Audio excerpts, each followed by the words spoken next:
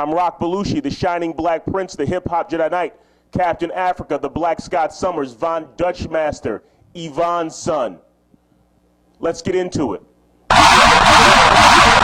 First off, I never liked Skip Gates. Never was a big fan of Skip Gates. I always thought that him and others like him thought they were different from other black people. Even though we're all different and we're not one monolith, I think that we all know that we can all be looked at as the same by other people, whether it's a white person, a Latino person, an Asian person, that being black and having the color that we have, we are looked at as one type of person. I always thought that Skip Gates thought he was above that fact. I always thought that Skip Gates thought he was better than hardworking middle-class black people. So I want you to know that I in no way am defending the person I think he is, but I am defending him because of the way he was treated. You can't even break into your own home anymore? Skip Gates can't even go into his own home and he can't talk shit to a cop?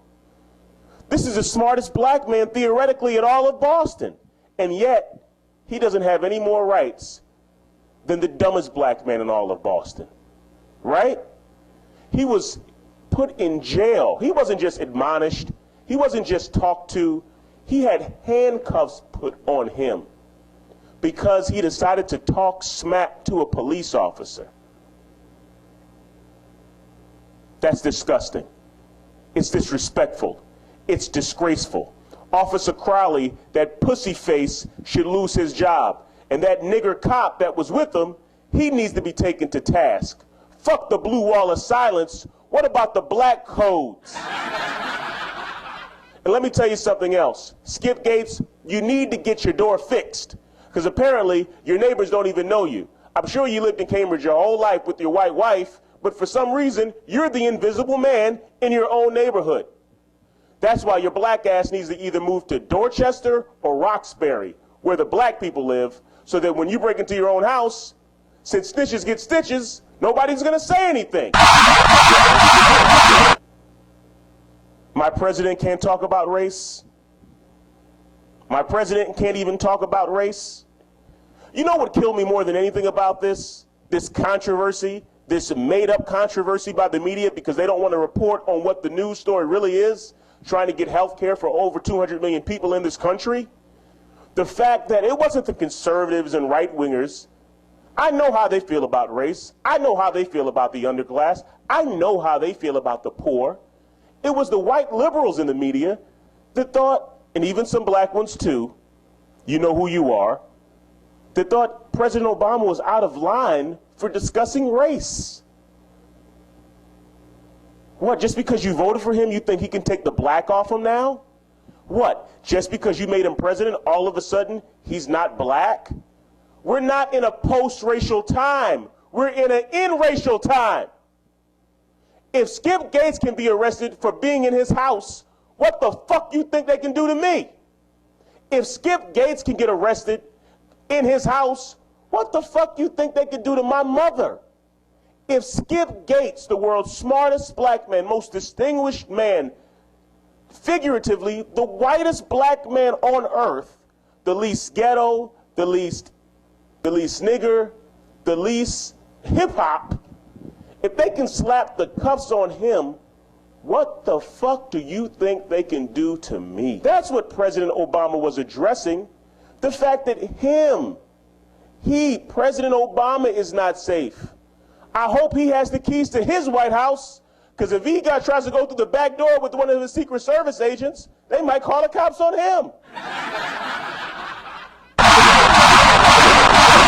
I don't know why I like to watch football, because I really don't like to watch slaves do anything.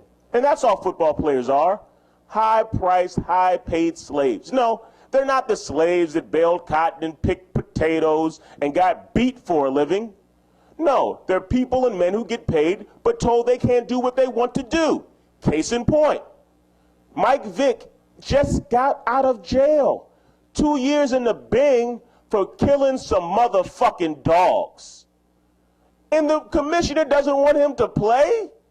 The commissioner is thinking about whether he's going to let him play the first game of the season?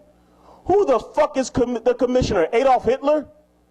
Adolf Hitler would let Mike Vick play. This is not a pro-Adolf Hitler rant. This is a pro-Mike Vick rant.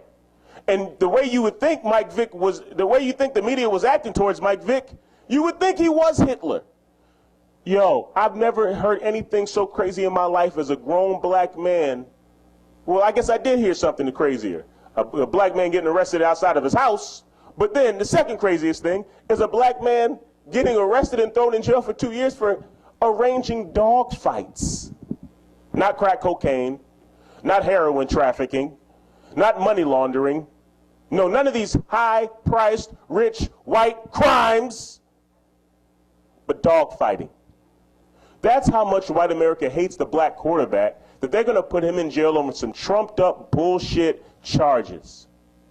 Mike Vick might as well have raped a woman. Mike Vick might as well have killed somebody. 2 years in jail for dog fighting?